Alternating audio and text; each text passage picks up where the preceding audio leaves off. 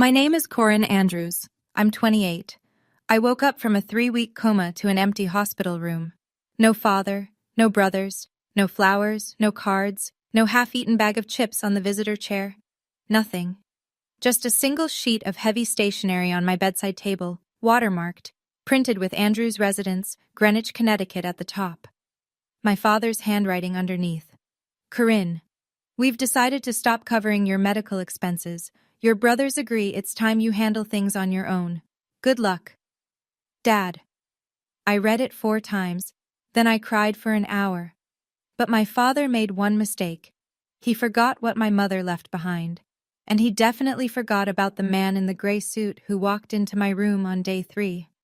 Before I go on, please take a moment to like and subscribe, but only if you genuinely connect with this story. Now, let me take you back to the beginning, to the house I grew up in, and the family that taught me silence was the same thing as love. I'm an ICU nurse. Night shift, 12 hours on, 12 off, at a mid-size hospital in Stamford, Connecticut. I live alone in a 1-bedroom apartment with thin walls and a radiator that clanks at 2 a.m. I pay my own rent.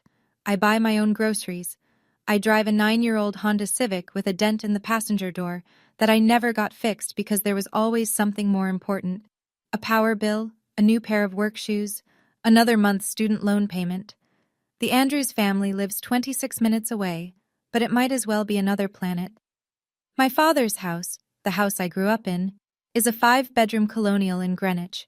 Stone facade, wrought iron gate, heated pool in the back, a 3-car garage where his Range Rover sits next to my stepmother's Mercedes and my brother Preston's BMW. The dining table is walnut, custom-made, seats 12. Every Sunday, Diane sets 4 places. Harold at the head, Diane to his right, Preston across from her, sometimes Grant, my younger brother, if he's in town. There was never a 5th chair. I stopped being surprised by that years ago. You can only show up uninvited to your own family's dinner so many times before you get the message. The last time I tried, Diane smiled at me from the doorway and said, "Oh, Corinne, we didn't expect you. Let me see if we have enough." There were 2 untouched ribeye steaks on the counter behind her. My father didn't look up from his phone. That was 3 years ago. After that, I just stopped. Stopped calling on Sundays. Stopped driving to Greenwich. Stopped pretending that if I was good enough, quiet enough, useful enough, they'd eventually make room. But I should explain why I was always the one trying. Why I spent 16 years believing I owed them something. For that, I need to go back to when I was 12. My mother's name was Margaret Ellis Andrews. She was warm in the way that doesn't announce itself, the kind of person who'd leave notes in your lunchbox and remember exactly how you liked your eggs. She came from money, the Ellis side, though she never talked about it. What I remember most is her hands on the piano keys, teaching me scales on Saturday mornings, and the Cartier watch she always wore, thin gold band, a gift from my grandmother Eleanor. She never took it off. On March 7th, I had a piano recital at school. A small thing, 12 kids in a gymnasium. But I'd practiced for weeks. My father said he'd pick me up at 8:30. He didn't come. I waited in the school lobby for 45 minutes calling his cell, voicemail every time. Finally, I called my mother. She'd already been home for hours, thought everything was handled. She didn't hesitate. "Stay inside, baby. I'm coming." It was raining, not drizzling, pouring, the kind of Connecticut March storm that turns roads into rivers. My mother drove her sedan out into it because her 12-year-old was standing alone in a school lobby and her husband wouldn't answer his phone. She never made it. A pickup truck hydroplaned through a red light on Route 106. The impact was on the driver's side. She was pronounced dead at Stamford Hospital at 9:47 p.m. My father arrived at the hospital an hour later. I was sitting in a plastic chair in the hallway, still wearing my recital dress, holding a paper cup of water a nurse had given me. He stood over me. He didn't kneel, he didn't hold me. He said, "Your mother drove out in that storm because of you." My grandmother Eleanor held me at the funeral 3 days later and whispered, "Your mother made sure you'd be taken care of." I didn't understand what she meant. I was 12, and I'd just learned that love could be a thing you get punished for needing. Diane Mercer entered our lives 2 years later. She was polished in a way my mother never tried to be. Blowout every Thursday, Chanel flats, a smile that arrived half a second before her eyes caught up. She brought gifts the first time she came to dinner. A cashmere scarf for me, a leather wallet for Grant. She called me sweetie, and told me I had my mother's cheekbones. Within 6 months, she'd moved in. Within a year, she and my father were married. Within 2, everything that had been my mother's was gone. It happened in pieces, so slowly I didn't notice until it was done. First the photos.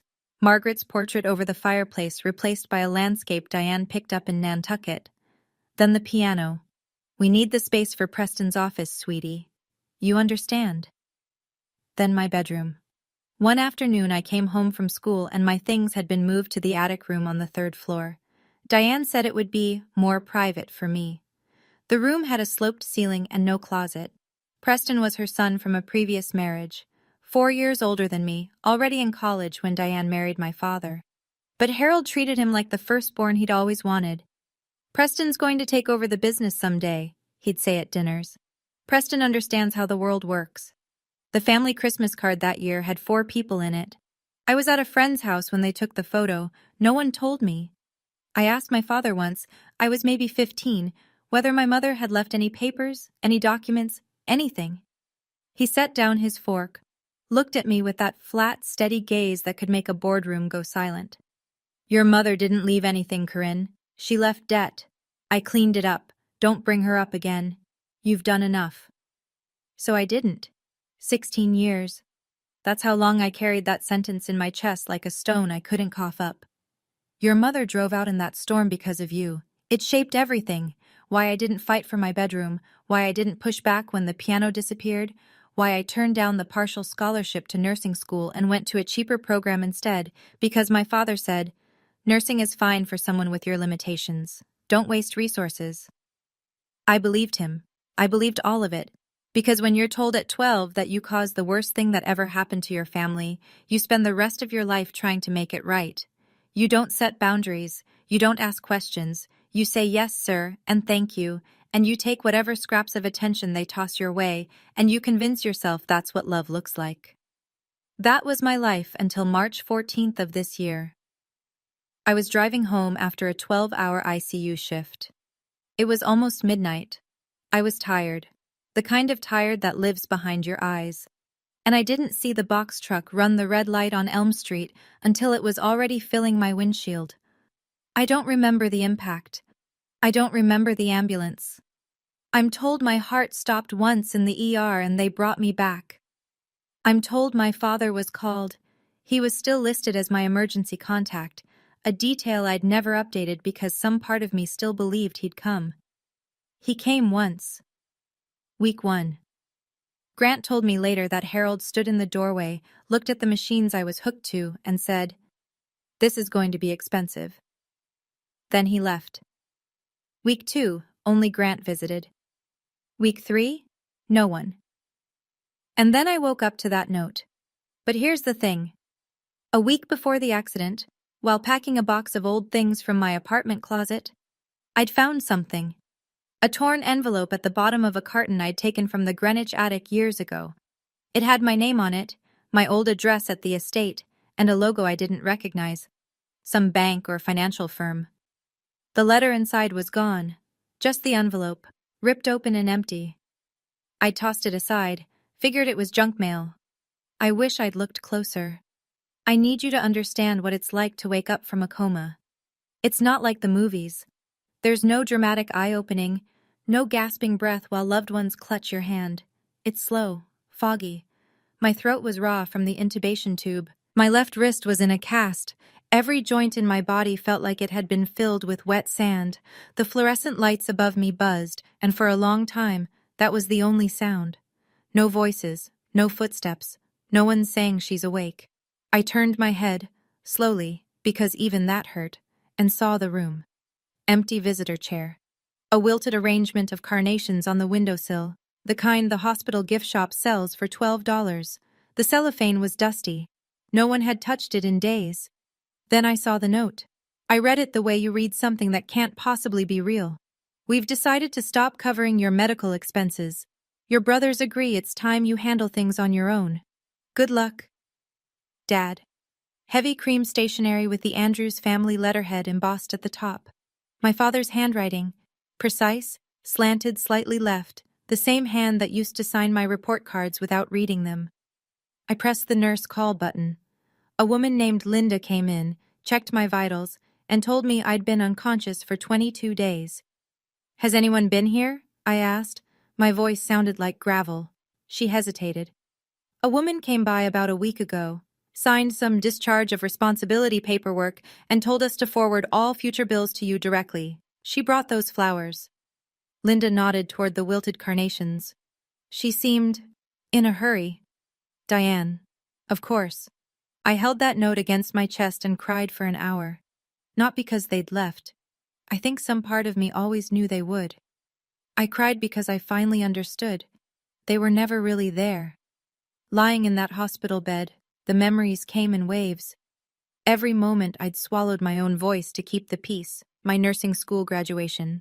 I'd finished top of my cohort, clinical honors, 3 letters of recommendation from attending physicians. I'd texted my father the date and time 2 months in advance. The morning of, he replied. Something came up. Congrats. No period, no exclamation point. Grant was traveling. Diane didn't respond at all. I walked across the stage to polite applause from strangers and took a selfie in the parking lot in my cap and gown, alone, leaning against my Civic. I still have that photo. I look like I'm trying very hard to smile. Thanksgiving, 2 years ago. Diane hosted 20 guests at the Greenwich House. The table was set with her new Waterford crystal and fresh eucalyptus runners. She introduced Preston to everyone. This is Preston, Harold's eldest. He's in commercial real estate now. We're so proud. While I carried platters in from the kitchen. One of Harold's business partners asked who I was. My father said, That's Corinne. She helps out. Not my daughter. Not even she's a nurse. She helps out. Like the caterer. After dinner, I washed dishes for an hour while Preston showed the guests his new BMW. A gift from Dad for closing his first deal. I'd asked my father for help with a security deposit 6 months earlier. His response? Maybe if you'd chosen a real career, you wouldn't need to ask. I kept going back. Every holiday, every birthday I wasn't invited to, but showed up for anyway. Because somewhere inside me, 12-year-old Corinne was still standing in that school lobby, waiting for someone to come. And the worst part? I thought that was love. I thought that's what I deserved. 2 days after I woke up, I tried to call my family. Grant's number went straight to a message. This number is not accepting calls from this line. I stared at my phone. Blocked. My own brother's number. Blocked.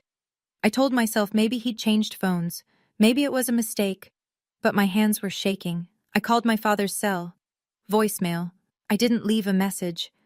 What would I even say? Hi, Dad, I almost died. Just checking in?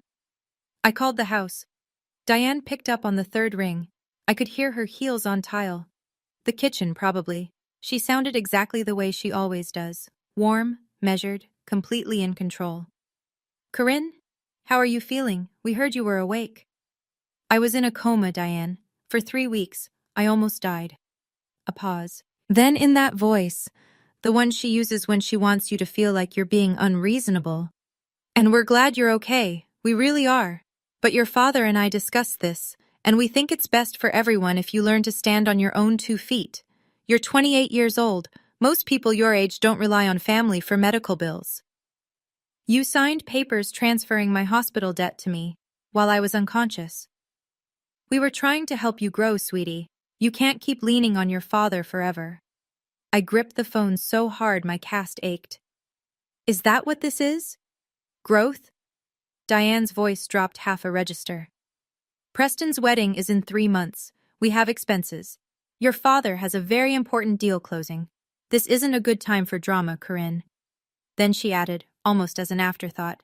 And I should tell you, we've let the family know that you decided to go your own way. Everyone understands. She hung up. She'd already rewritten the story. In Diane's version, I was the one who left. Let me tell you about the math. 3 weeks in the ICU, emergency surgery on my spleen, a fractured wrist, 2 cracked ribs, mild traumatic brain injury. The total bill, Before insurance, just over $187,000. My employer-sponsored plan covered a portion, but after deductibles and out-of-network charges for the specialists Harold's initial visit had authorized, back when he was still pretending to be involved, I was staring at roughly $43,000 in personal liability. My savings account had $6,200 in it. I couldn't work for at least 8 weeks. My car was totaled. The auto insurance claim was still processing. My apartment lease was up in 6 weeks, and I didn't have first and last for a new place. I was lying in a hospital bed in a gown that tied in the back, scrolling through a financial aid application on a phone with a cracked screen, and the sum total of my worldly support was a wilted bouquet from a woman who'd signed away my medical coverage while I was unconscious. I set the phone down.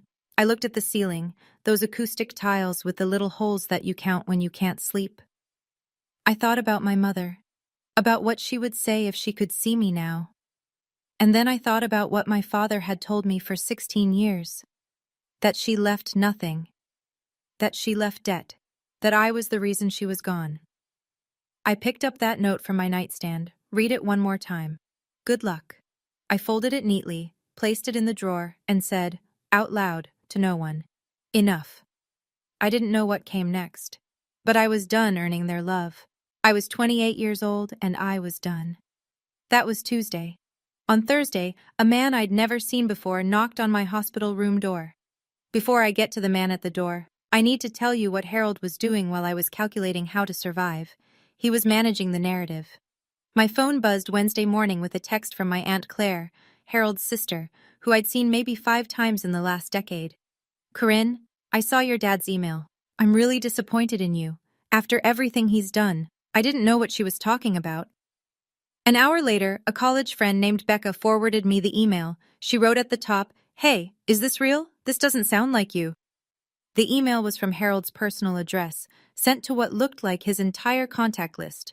Relatives, business associates, family friends. At least 30 people. The subject line, a difficult family update. I'll spare you most of it, but the key lines burned into my retina. Corinne has, unfortunately, burned through every opportunity we've given her. She's refused to take responsibility for her life and has blamed this family for her own choices.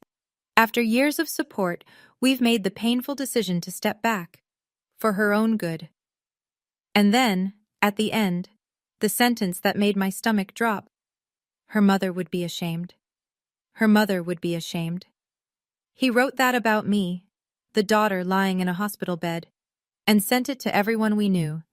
Diane's contribution was subtler. A comment on the family's private Facebook group. We tried everything. Sometimes you just have to let them fall so they learn. Praying for her. Praying, with a heart emoji. Within hours, my phone was full of messages from people I barely knew, all echoing Harold's version. We're so sorry your father had to go through this. We hope you get the help you need. No one asked me what happened. They didn't need to.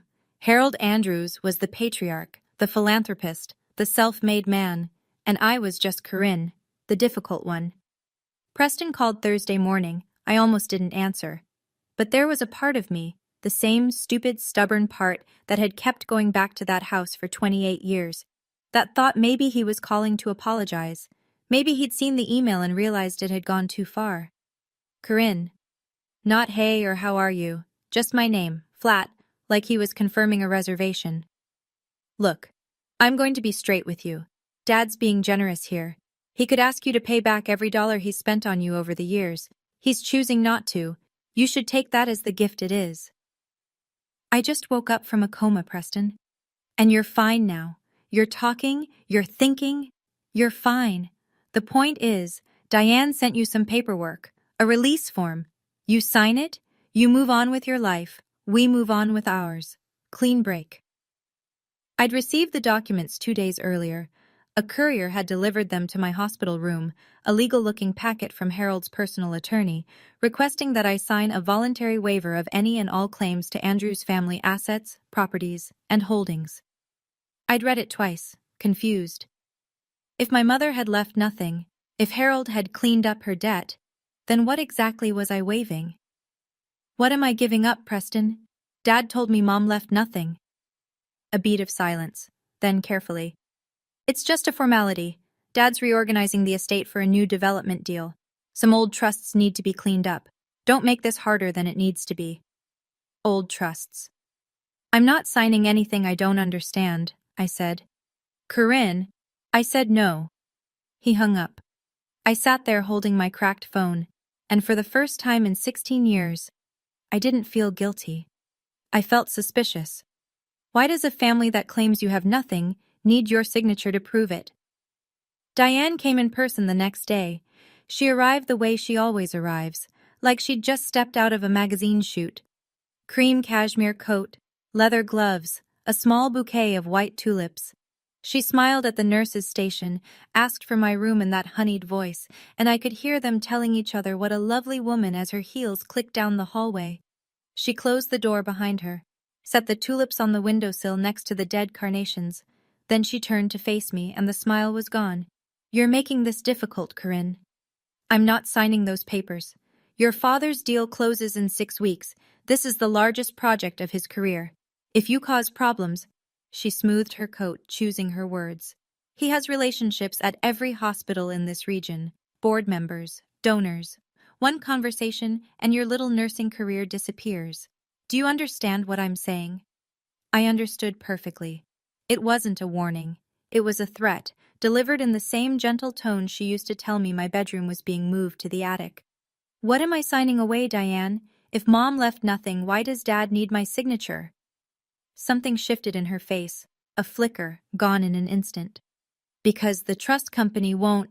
She stopped, pressed her lips together, then smooth as glass. Because it's just paperwork. Don't overthink it. The trust company. She heard herself say it. I saw it in her eyes, that split second of calculation, deciding whether to backtrack or plow forward. I'm not signing anything I don't understand, I said, and I'm done being scared of this family. Diane picked up her gloves, walked to the door. You were never as smart as you think you are, Corinne. That's always been your problem. She closed the door quietly. Diane never slams things. She doesn't need to. But she'd said it. Trust company. And suddenly, a torn envelope at the bottom of a moving box, and my grandmother's whisper at a funeral. They weren't random anymore. The next few days were the lowest point. My hospital bill sat on the rolling tray table like a small monument to everything I didn't have. $43,000. My bank account, $6,200. The math didn't care about my feelings. I called the billing department and arranged a payment plan, $400 a month, which I couldn't afford either, but it kept the collection calls at bay. My apartment lease was expiring. I had no car. My savings could cover maybe 6 weeks if I ate nothing but rice and eggs. The hospital social worker left pamphlets about financial assistance programs on my bed, and I filled them out at 2 a.m. with a pen that kept running out of ink. Meanwhile, the fallout from Harold's email continued. A co-worker at the hospital, someone I'd considered a friend, texted me, "Hey, I don't want to get involved, but someone said you have some issues going on. Just want you to know we're here for you." Harold hadn't directly said I had addiction problems. He'd just hinted, in that careful way of his, at choices and patterns and getting the help she needs. He knew exactly how to plant a seed without leaving fingerprints. I sat alone in that room at 3 in the morning, listening to the heart monitor down the hall and the hum of the heating system, and I thought about my mother. If you were here, I asked her silently, would you tell me to keep trying with them? Or would you tell me to run? And then another thought, clearer. I've been paying for a debt that was never mine. 16 years of apology for a storm I didn't cause. I was 28 years old, lying in a hospital bed, and I had nothing. No, that's not true. I had a question, and that question was worth everything. Grant called at 11 p.m. on a Tuesday, from a number I didn't recognize. Corey. His voice was low, rushed. I'm using a friend's phone. Dad put something on my line. I don't know, some kind of family plan tracker. He'd see I called you. Grant, are you okay? Listen to me. I should have said something a long time ago, and I didn't because I'm a coward, okay? I know that. But you need to hear this. I could hear him breathing hard, like he'd been running or was trying not to cry. My little brother, 26 years old and still terrified of our father. Before Grandma Eleanor died, he said, she told me something. She said Mom left something for you. Something real. Something Dad was supposed to give you when you turned 25. He never did. My hand tightened on the phone. 25. I was 28 now. 3 years passed. What was it? I don't know the details, but I found papers in Dad's office once. In the bottom drawer of his desk, the one he keeps locked. They had a logo on them. Some kind of trust or financial company. I can't remember the exact name, but it started with Hartford or Hartwell, maybe? Something like that. My whole body went cold. The torn envelope, the logo I'd thrown away. Dad caught me looking, Grant continued, his voice dropping even lower. He grabbed my arm so hard it bruised. He said if I ever mentioned Mom's papers again, he'd cut me off completely. That's the angriest I've ever seen him, Corey. Not yelling, quiet, like ice. I heard a voice in the background, Diane's, calling Grant's name. I have to go. I'm sorry. I'm so sorry I didn't tell you sooner. The line went dead. I had a name now, a trust company. And for the first time, I had somewhere to aim. I couldn't sleep that night. I lay in the dark, phone propped against my water pitcher, and Googled every variation I could think of. Hartford Trust Company, Connecticut, Hartwell Financial Trust, Trust Management, Connecticut. My hands were trembling, partly from the residual nerve damage in my left arm, partly from something else entirely. On the second page of results, I found it. Hartfield Trust and Fiduciary Services, Hartford, Connecticut. The logo matched. I was certain. That same serif typeface, the same navy and gold crest, the same logo from the torn envelope in my moving box. At 9:01 a.m. the next morning, the moment their office opened, I called. A receptionist answered. Professional, pleasant. I gave her my name. Corinne Andrews. I'm calling about a trust that may be in my name. I don't have the account number. I'm sorry, I don't really know. A pause. The sound of typing. Then her voice changed. Warmer. And something else. Concern. Ms. Andrews, please hold for 1 moment. 30 seconds of hold music. Then a man's voice, older, steady, the kind of voice that spent decades in conference rooms. Ms. Andrews, my name is Richard Calloway. I'm the managing trustee of the Margaret Ellis Andrews Irrevocable Trust. I have been trying to reach you for 3 years. I couldn't speak. We sent certified mail to your address on file, your father's residence in Greenwich, on 3 separate occasions. Each was signed for and accepted, but you never responded. I was beginning to think you didn't want to be found. Who signed for them? I whispered. A rustling of papers. The signature reads Diane Andrews, every time. The room tilted. I grabbed the bed rail. Mr. Calloway, I said, I need you to tell me everything. And he said gently, Your mother anticipated this possibility, Ms. Andrews. That's exactly why she made the trust irrevocable.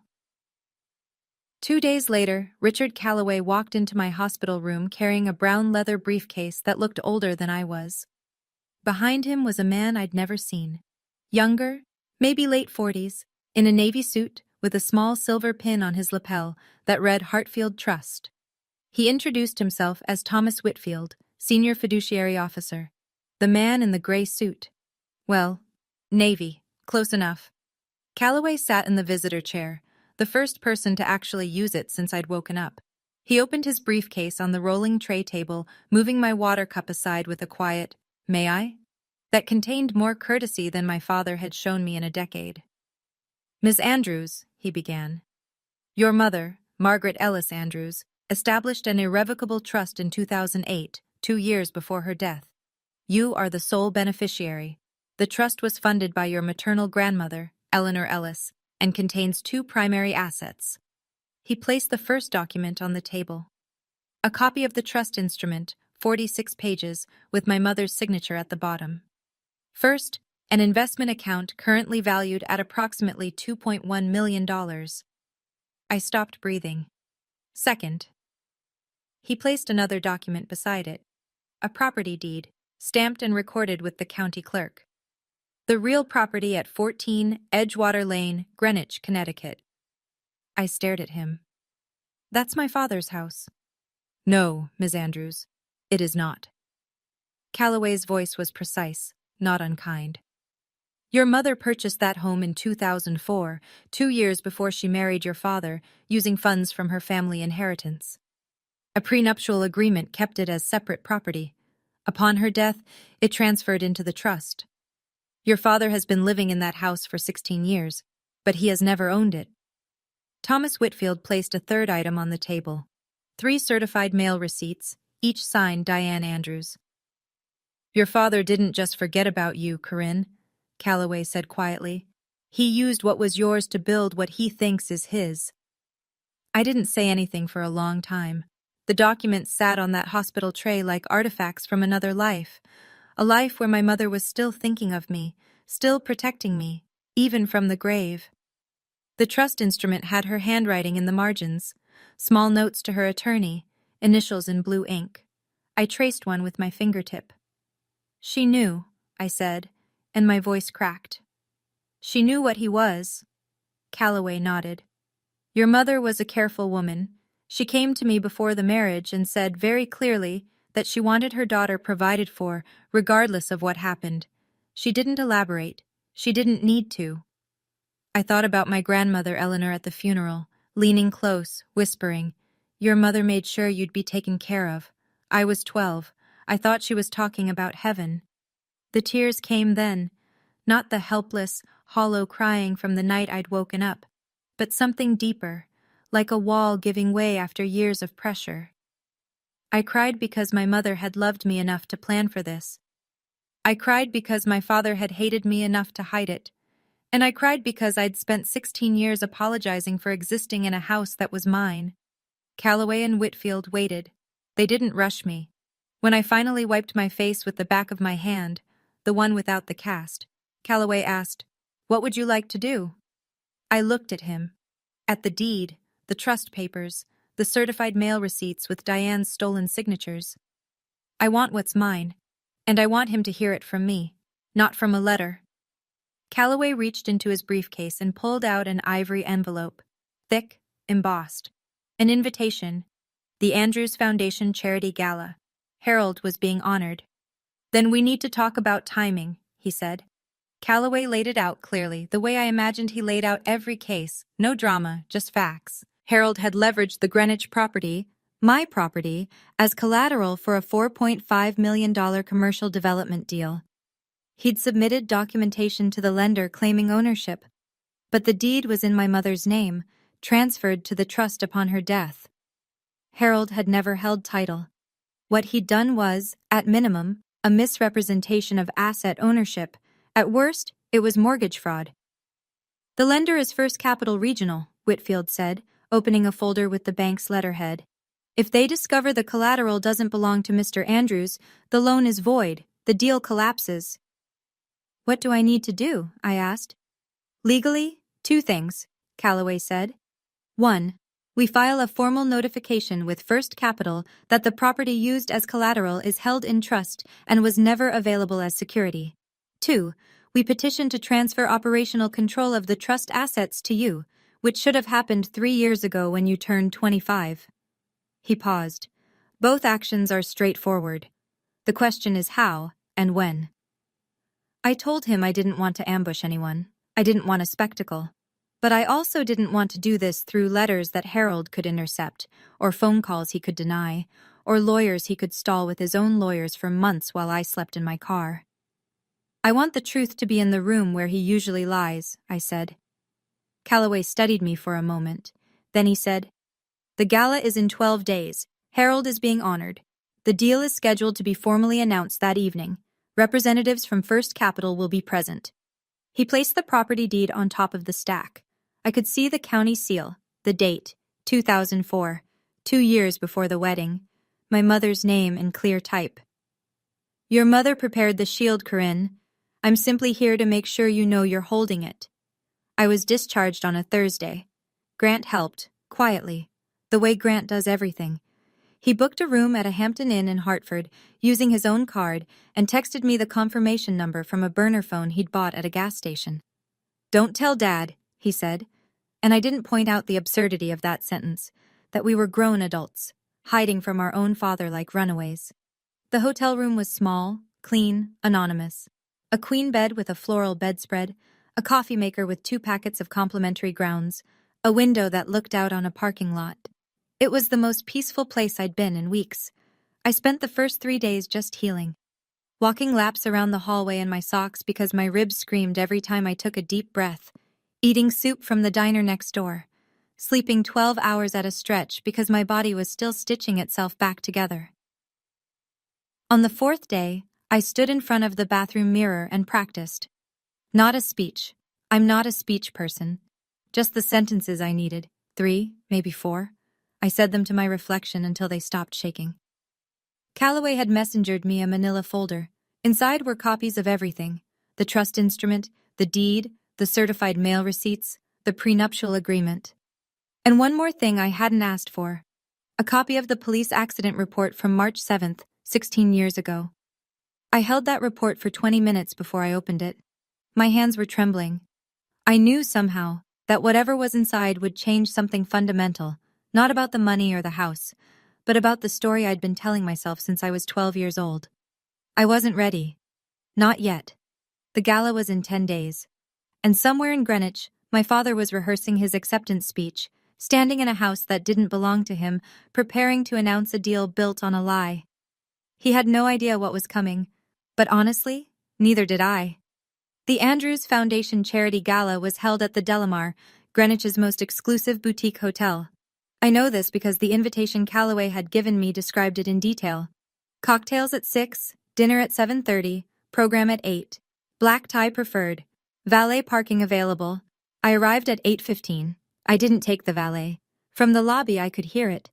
The low roar of 200 people in a ballroom, the clink of champagne flutes, a string quartet playing something tasteful and forgettable. Through the double doors I caught glimpses of the room, cathedral ceilings, crystal chandeliers casting warm circles on white tablecloths, arrangements of white lilies and hydrangeas on every surface. The kind of event where the flowers alone cost more than my monthly rent. Harold was on stage. He stood behind a podium draped in navy fabric, wearing a Brioni suit I'd seen him try on at the Greenwich tailor 3 years ago.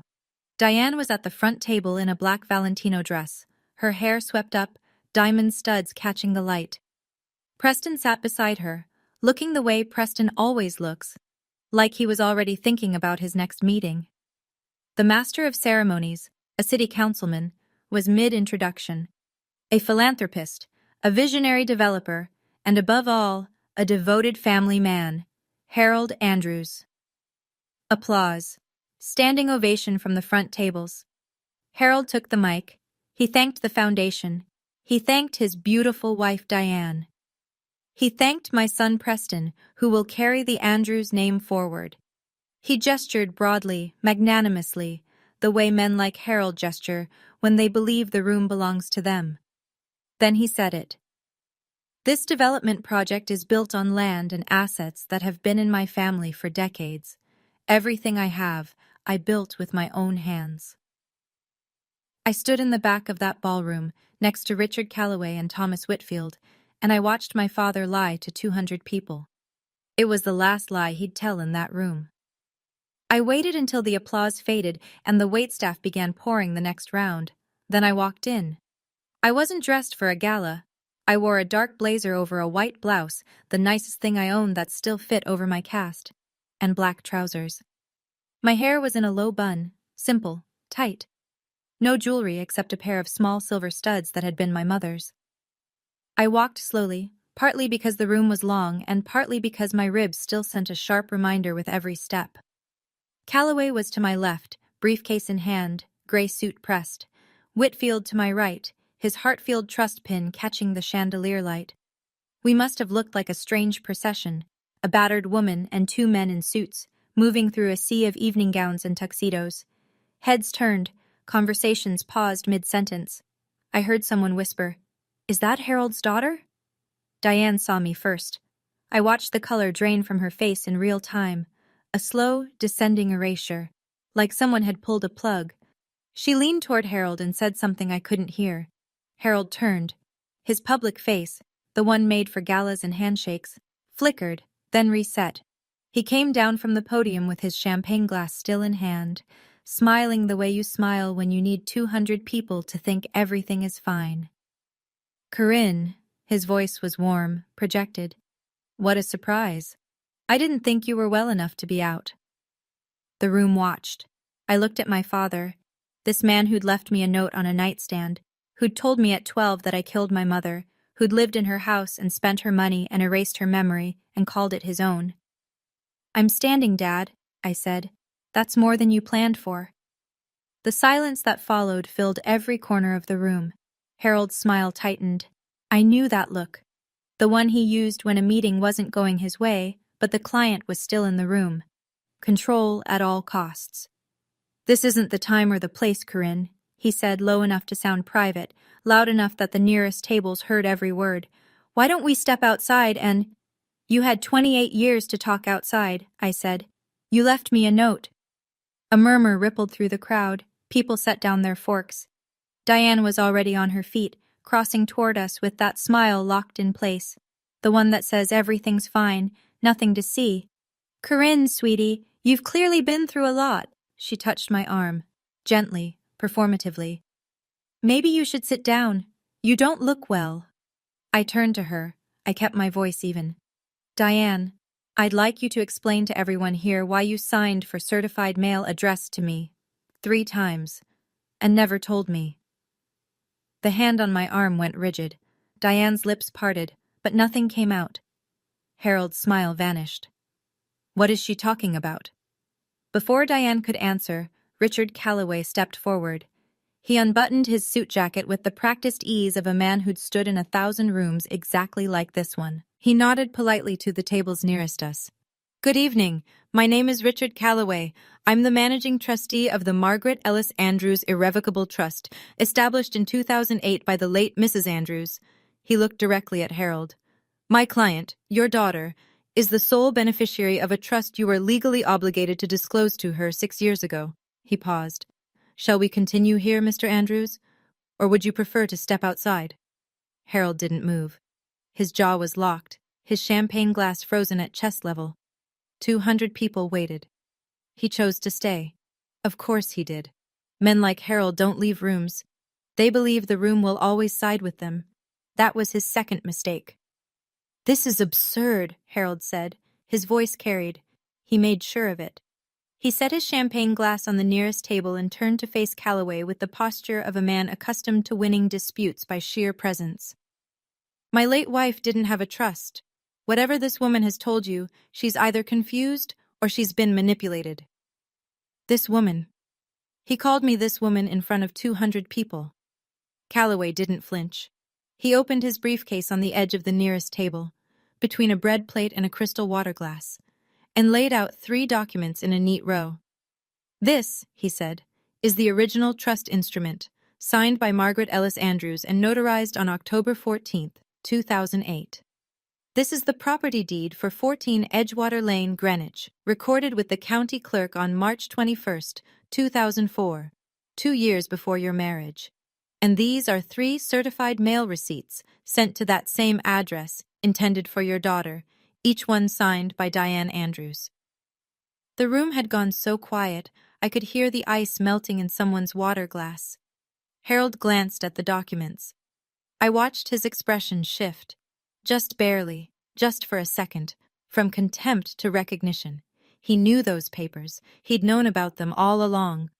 At the VIP table, a tall man in a dark suit stood up. I'd learn later his name was Hargrove, a senior officer at First Capital Regional, the bank funding Harold's $4.5 million deal. Harold, Hargrove said, is the property you submitted as collateral the same property referenced in these documents? Harold's mouth opened, closed, opened again. Preston, sitting at the family table, leaned forward. Dad, what's going on? Harold looked at Calloway, at the deed, at me. That house is mine, he said, but his voice had lost something. I've lived there for 16. Living in a home and owning it, Calloway said quietly, are 2 very different things, Mr. Andrews. The room broke, not loudly. This was Greenwich, after all, but I heard it. The low hum of 200 people recalculating everything they thought they knew about Harold Andrews. Chairs creaked as people shifted to watch. Phones appeared under tables. Someone near the back stood up to get a better view.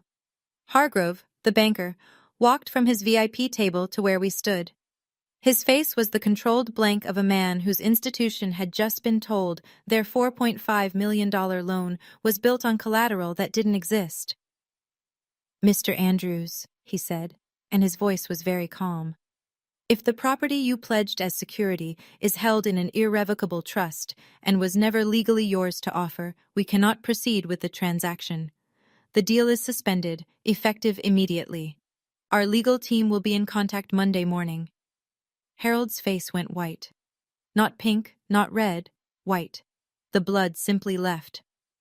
"Robert, listen to me," Harold started. "I've heard enough tonight," Hargrove said. He straightened his cuffs. "I'd suggest you speak with your attorney before you speak with me again." He walked back to his table, collected his coat, and left the ballroom without looking back. And then Diane turned on Harold. I'd never heard her voice at that pitch, raw, stripped of every layer of cashmere sweetness. "You told me the house was yours," she hissed. "You told me the papers were handled. You told me there was nothing to worry about." Harold. "Diane, not now. I signed those letters because you told me to. You said it was old paperwork, nothing important." "Diane, stop talking." But it was too late. 200 people had just heard Diane admit in her own words that Harold had instructed her to intercept my mail. The room didn't gasp. It just absorbed. And I watched, from 5 feet away, as everything my father had built turned to glass and shattered on the ballroom floor. I could have stopped there. The deal was done. The truth about the house was out. Calloway had what he needed. But there was one more thing. The document I'd been carrying in the inside pocket of my blazer since I'd finally read it alone in that Hampton Inn 3 nights ago. "There's something else," I said. Harold looked at me. For the first time that night, I saw fear in his eyes. Not the calculating, controlled anxiety of a man losing a deal, but real fear. The kind that comes when you realize the lie you built your life on is about to be said out loud. I pulled out the police accident report. My hands were steady. I'd practiced this. "For 16 years, I said. You told me that my mother died because of me. You told me she drove out into that storm because I called her. You let me carry that. You used it. Every time I questioned you, every time I pushed back, you'd bring it up. Your mother drove out in that storm because of you. I heard it so many times I started dreaming about it." The room was absolutely still. "The police report from that night says something different." I held it up. "It says that you, Harold Andrews, agreed to pick me up from the school recital at 8:30. It says that my mother called your cell phone 5 times between 8:45 and 9:10. You never answered, because you were at a poker game on Fairfield Avenue, and you'd turned off your phone." I looked at him. "Mom didn't drive into that storm because I called her. She drove into it because you didn't show up. And then you blamed a 12-year-old girl to cover your own guilt." Harold's mouth moved, but no sound came out. Behind him, at the family table, Grant was staring at the floor, tears running down his face. Preston sat frozen, his hand flat on the tablecloth as if the table was the only thing keeping him upright. I didn't ask for an apology. I'd stopped waiting for one a long time ago. "The lie ends tonight," I said. What happened next, I didn't expect. Grant stood up. He'd been sitting at the family table all evening, silent, the way he always was at these events. Present, but invisible, the second son who never challenged Harold, who swallowed his words and went along. I'd spent years being frustrated with him for that, and years understanding it, because I'd done the same thing. But he stood up, pushed his chair back slowly, wiped his face with the back of his hand, and walked away from our father's table toward me. Every head in the room turned to follow him. He stopped in front of me, and his voice cracked on the first word. "I knew," he said, not to me, to the room. "Not everything, but enough. I knew there were papers Dad was hiding. I knew something was wrong about the way he talked about Mom, and I was too scared to say anything." He looked at me, eyes red. "Corey, I'm sorry. I should have been braver. I should have been your brother. Harold's voice cut across the room like a blade. Grant, sit down. Grant turned to face him. My 26-year-old brother, who'd never once disobeyed Harold Andrews in his life, looked at our father and said very quietly, "No, Dad, I'm done sitting down." Diane reached for Grant's arm, reflexive, possessive. He pulled away. "You intercepted her mail, Diane. Don't touch me." Grant came and stood beside me. He didn't say anything else. He didn't need to. For the first time in 16 years, I wasn't standing alone in a room full of people who'd decided I didn't matter. I felt his hand brush mine, just briefly, the way you reach for someone when you want them to know you're there without making a scene. A few guests near the back of the ballroom set down their napkins. One couple stood and walked to our side of the room. Then another. Not many, maybe 8, 10 people, but enough. Harold Andrews sat down. Not dramatically. There was no stagger, no clutching of the chest. He simply pulled out a chair at the nearest empty table and sat. His Brioni suit was still perfectly pressed. His hair was still in place. But something behind his eyes had gone dark, like a house where someone had turned off all the lights at once. He didn't speak. No defense, no counterattack, no, "you don't understand." Just silence. And from a man who'd controlled every room he'd ever walked into, that silence said more than any confession could. Diane was already gone. I saw the tail of her Valentino dress disappear through the service exit, her heels clicking double time on the tile. She didn't look back. Preston followed 3 seconds later, phone already to his ear. Calling who, I don't know. A lawyer, probably. Maybe his mother. The golden child, finally realizing that the throne he'd been promised was built on borrowed ground. Calloway stepped forward, spoke briefly to one of Hargrove's associates who'd remained behind, and handed over a card. I heard him say, "My office will send formal documentation to First Capital on Monday. The county records are public." Quiet, professional, final. I looked at my father one more time. He was sitting alone at a table set for 10. The champagne was still cold in the glasses around him. The lilies were still fresh. The program on his plate still read, "Honoring Harold Andrews, a legacy of leadership." I thought about saying something. Some final line, some definitive sentence that would close the book on 28 years of silence and guilt, and trying and failing to matter. But I didn't. There was nothing left to say. I turned and walked out, my brother beside me, through a ballroom that was already beginning to murmur again. The sound of a story being retold in real time. I thought I'd feel triumph. I didn't. What I felt was quiet, like a room after a storm. Here's what happened in the 3 months after that night. Calloway filed the formal trust transfer petition the following Monday. Because the trust was irrevocable and I was the named beneficiary, the process was clean, delayed only by the sheer volume of documentation Harold's side tried to throw at it. His attorney requested extensions twice. The court denied both. By early June, I had full control of the trust assets, the investment account, now valued at $2.13 million after years of modest, steady growth, and the deed to 14 Edgewater Lane. Harold was formally notified that his residency at the property was at the discretion of the trust beneficiary. I gave him 30 days to vacate. It was more than he gave me. First Capital Regional voided the $4.5 million development loan. Their legal team referred Harold's file to the State Attorney General's office for review of potential mortgage fraud and misrepresentation of collateral. His own attorney advised him to settle before it escalated. The legal fees alone, I was told, were projected to exceed $200,000. Diane filed for divorce in mid-May. Her attorney cited irreconcilable differences, but the timing told the real story. When the money disappeared, so did Diane. I'd have felt sorry for Harold if I were a more generous person, but I'd seen the note on my nightstand too recently for generosity. Preston called me once. I didn't answer. He left a voicemail, 4 minutes long, full of pauses and throat clearing, that amounted to, "I didn't know the full picture, Corinne. If there's anything I can do..." I deleted it, not out of spite, out of clarity. Preston had spent his entire adult life choosing the winning side. Now that the sides had changed, his call wasn't remorse. It was repositioning.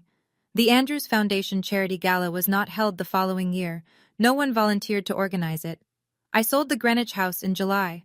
I know some people might think that's strange, a $3.2 million property, the place I grew up, the last physical thing my mother touched. But that house held more ghosts than memories. Every hallway, every room, every floorboard was layered with years of silence and smallness.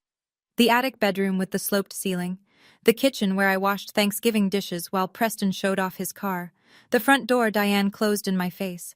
I didn't need a mansion, I needed a life that was mine. I found an apartment in West Hartford, 2 bedrooms, hardwood floors, big windows that fill the living room with morning light.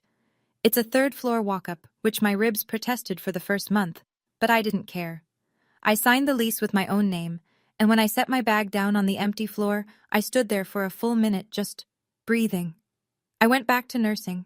A new hospital, a new team, a fresh badge that says C. Andrews, RN, and nothing else. Nobody here knows about the gala, or the trust, or the house in Greenwich. They know me as the night shift nurse who's good in a crisis and brings homemade banana bread to staff meetings. That's enough. Grant and I have dinner every Thursday. We go to the same Italian place near his apartment. Red checkered tablecloths, candles in wine bottles, the kind of restaurant where nobody's trying to impress anyone. We talk about real things now, not the careful surface-level exchanges we used to have while Harold monitored every conversation. Real things, hard things. He started therapy in April. I started in May.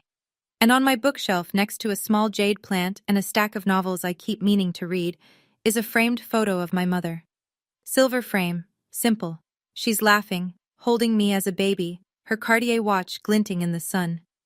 For the first time in 16 years, I look at that photo, and I don't feel guilt. I feel gratitude. I spent 16 years apologizing for existing. I believed my father's version of the story, that I was the reason my mother died, that I deserved less, that I should be grateful for whatever crumbs the family table offered. I built my entire identity around being sorry. The day I stopped was the day I started living. If you're still here, and I hope you are, thank you. Not for watching, for listening. There's a difference, and it matters. I don't know what your version of that note on the nightstand looks like. Maybe it's a text that was never returned. Maybe it's a door that was never opened. Maybe it's a silence that stretched on for so long you've started to think it's normal. I don't know your story, but I know this. You are not the story someone else wrote about you. You are not the name they called you at the dinner table, or the chair they didn't set, or the mail they intercepted before you could read it.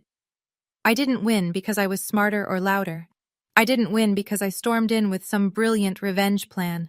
I won because my mother thought ahead, and because one morning in a hospital bed, holding a note that said good luck, I decided I was done being sorry.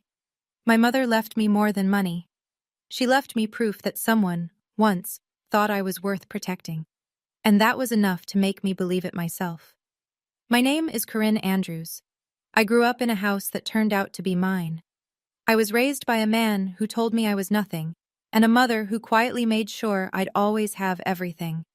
And now, for the first time, that name is mine. If this story meant something to you, leave a comment. I read every one. And if you know someone who needs to hear this, a sister, a daughter, a friend who's still sitting in that lobby waiting for someone to show up, share it with them. There are more stories in the description that I think you'll connect with. Thank you for being here. It means more than you know.